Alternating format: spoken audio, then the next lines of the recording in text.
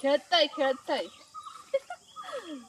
आई आमची लहानपणी घाली शेणी असे तेव्हा आमका असंच वाटायचं की आई मजा आहे ती खेळता कधी शेणी घालू आमका दे नाही बरोबर जाऊ शकतो. आणि माका तर शेणी घालू कितके आवडायचे ना मैत्रिणीच्या घराकडे जाऊन मग तिच्याकडे जाऊन शेणी घालूक लागायचे.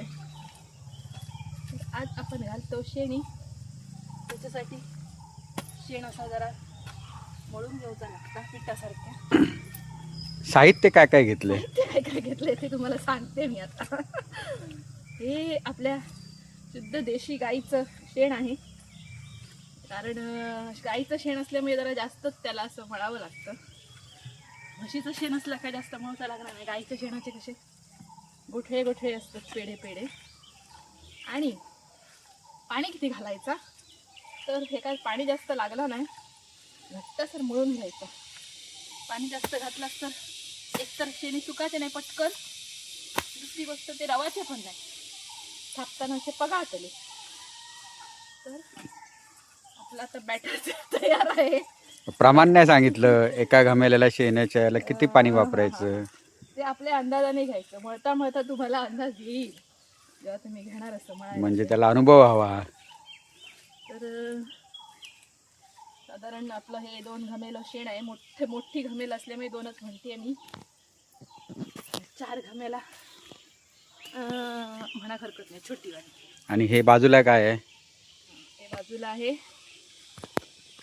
भुसकाट. म्हणजे भुसकाट म्हणजे काय?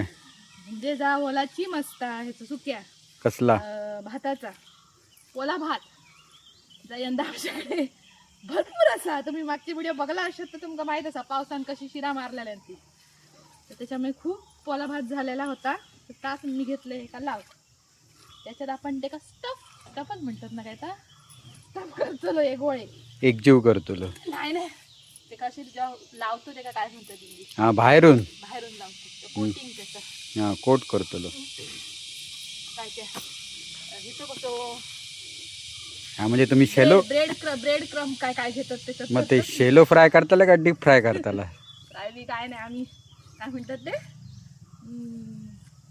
हेल्थ कॉन्शियस होतो आम्ही. त्याच्यामुळे आम्ही फ्राय पण शॅलो पण करूचो नाही आणि डीप पण करूचो नाही. आम्ही ओव्हन मध्ये शेकतो ते का शेका ओव्हन मध्ये शेकून बनवतो ना. आणि आपली अशी बिस्किट मस्त तयार होती ती. आता चला बऱ्यापैकी झाला.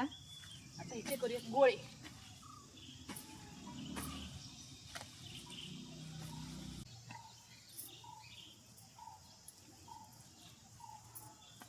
साधारण गोळे करायचे त्याच्यात घुसळायचे. आधी थोडे करून घेतले मग थापतले.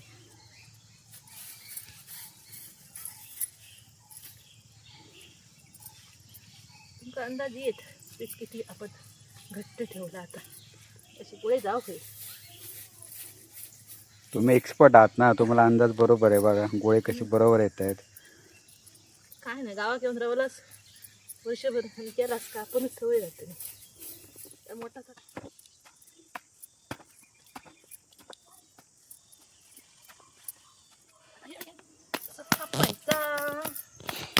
त्याच्या खाली जरा वाईट ह्या असला शिवरूच असता. पण आमची शेणाची माती जमीन आहे त्याच्यामुळे सुटतले तसं काही गरज नाही. एका हाताने द्यायचं सपोर्ट आणि अशी थापायची भाकरीसारखी. लय पातळ थापायची नाही. पातळ थापली तर जमिनीची सुटायची नाही. सुटा नाही ती थोडीशी जाड थापायची. मग सुकल्यानंतर परत पातळ जाता ना.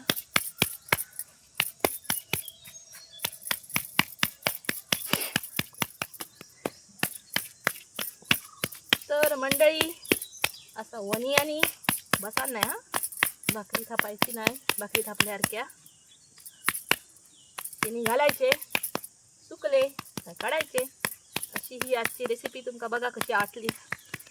आवडली तर लाईक करा शेअर करा. आणि कोण कोण आपल्या शेणी अजूनही घालतात आणि मुंबई कसं ते आठवण काढतात हे बघून की आम्ही अशी शेणी घालू.